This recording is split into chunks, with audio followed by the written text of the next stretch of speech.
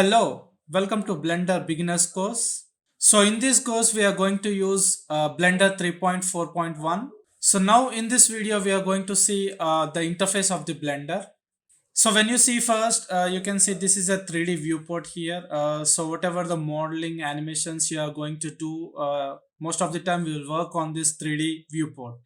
So now here you can see these are the axes. So the red one represents the x-axis and the green one represents the y-axis and the blue one represents the z-axis. Now here we are not able to see this z-axis, and in case if you want to see the z-axis, you can go to top right corner here, overlays. So here you can see x, y and z. So if you enable this z-axis, then you can see, now you can able to see the z-axis. So now we don't really need that. So just I will disable this.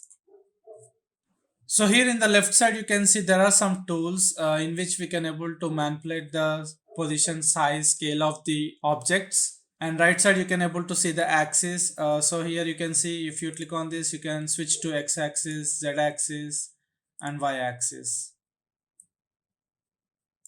And down here, there are some icons. So these icons I will explain according to the example.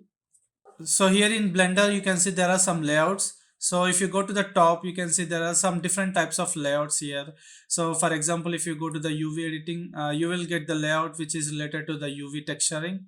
So if you go to the texture paint, animation, so according to your requirement, you can switch to this layouts here. So for time being, I will switch to default layout, which is 3D. So right side, you can see there is an outliner tab.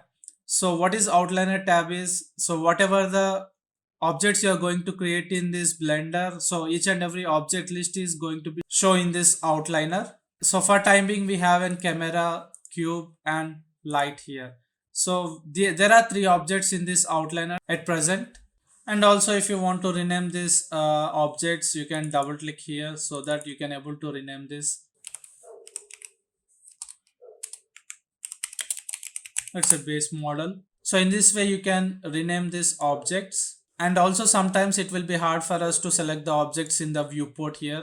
So we can use this outliner and we can select the objects from outliner too. So if you select this, see from here you can select the objects too. So down here you can see there is a property panel. So there are a lot of different varieties of properties which you can see here. So these properties we will see later on in this course.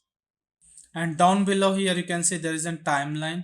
So when we are making any sort of animations, we can use this timeline here. So if you drag this, you can see, so this is a time range here. So for timing, defaultly it has been set to 250 frames. So laterally, according to our requirement, we can change the length of this time.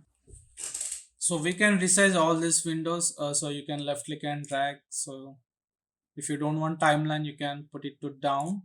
So here in the left side, you can see there is a menu options. So if you go to the file, you can save as, and there are some render settings. So which will be covered in the later on videos.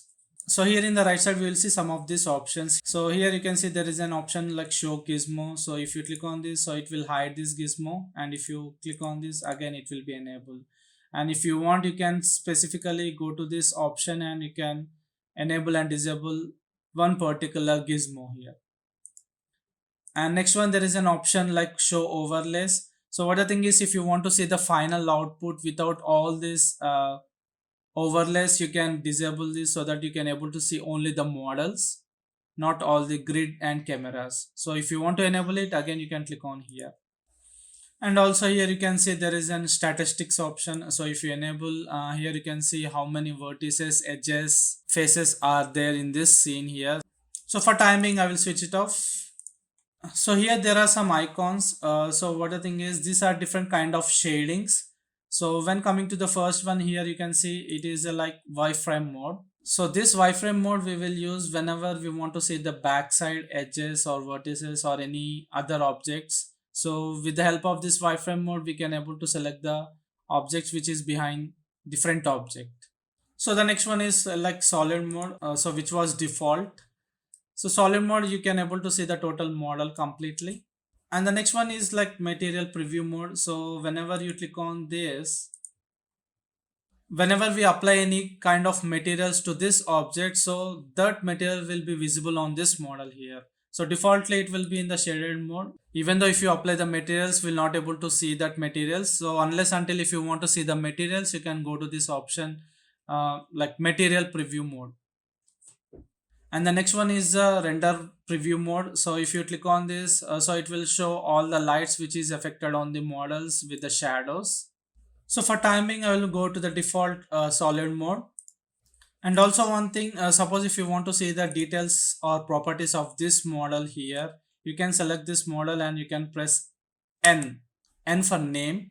So if you press N, what the thing is, you can able to see the local directions of this object here. So you can able to transform, able to rotate, like you can scale. And again, if you press N, it will go back. And in the next video, we will see how to navigate around this scene. So see you in the next video.